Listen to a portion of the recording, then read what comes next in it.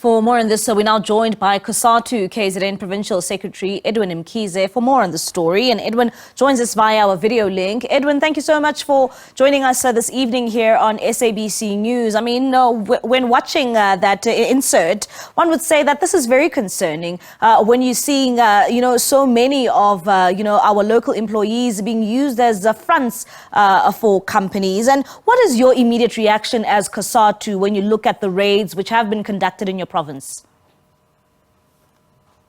Good evening, Mbali, and good evening to your listeners, and thanks for having us. In fact, saying it's concerning, I think it's an understatement. It's quite irritating what is happening. And our immediate reaction, I think, as a province, in fact, we must ask a question. Is the department surprised about these revelations?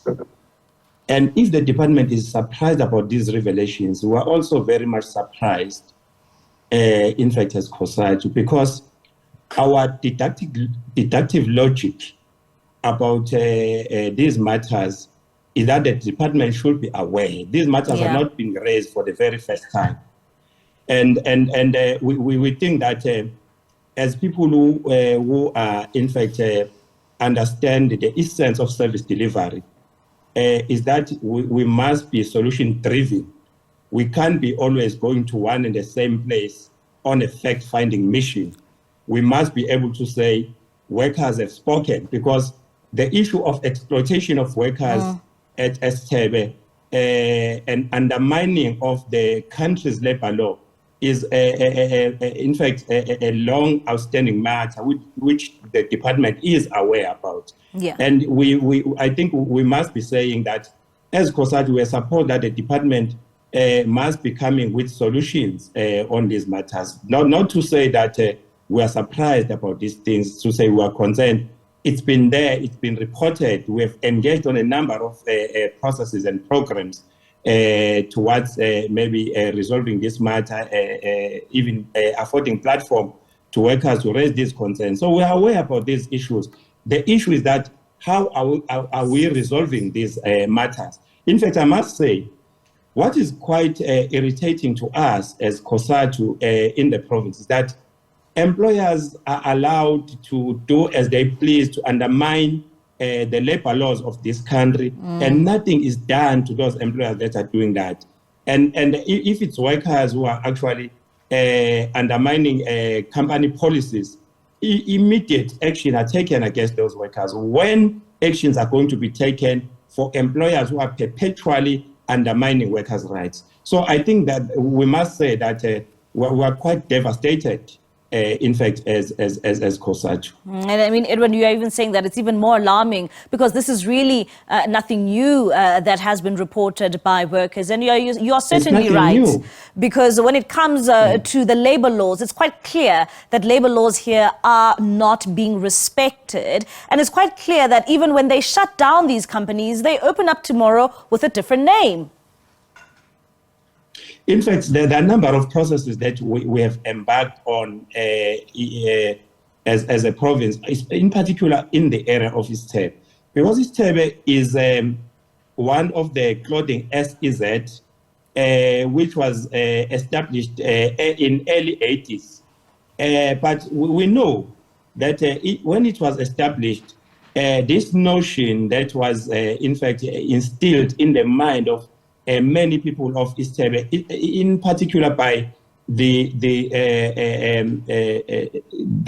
Zulu government of the time, was that half a loaf is better than nothing.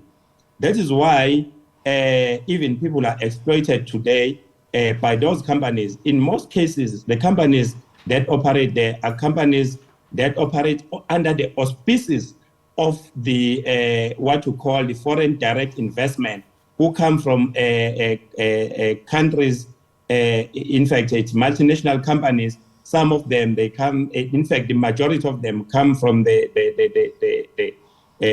come from China. It's Chinese foreign companies. And the level of exploitation and undermining of policies is very high, because workers and the community of Sebe, they've been always told that half a bread is better than nothing. And that is why we have embarked on a number of processes. In fact, I must tell you, workers have protested there against this exploitation, which they have reported. Because when you go there, this thing of bogus cooperatives is not a new thing. Bogus cooperatives have been reported because employers, when they want to exploit workers, they open these bogus cooperatives and say, you are now part of the cooperative. The issue of workers not being paid, in fact, according to the national minimum wage, it's an issue that is well known, in fact, by the department for some years now, because workers have protested, they've raised these issues.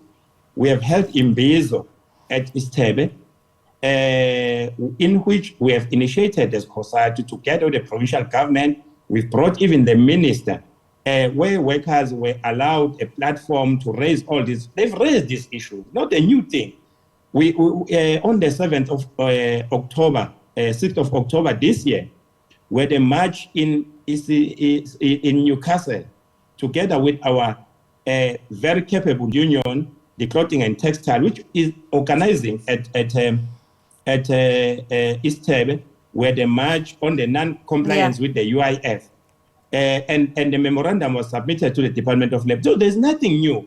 What you expect from the department is to come and say, what is it that they are going to do about these issues about workers not being paid according to the national minimum wage? And Mr. Mkhize, and that's where I'm coming. I mean, you are saying that these issues are really nothing new. These have been raised for years now. There's been protests being conducted by some of these employees. What needs to be done now? What intervention do we need to ensure that people are not exploited, that they are paid minimum wage, that they do not work long hours, and that the labor laws in this country are being respected?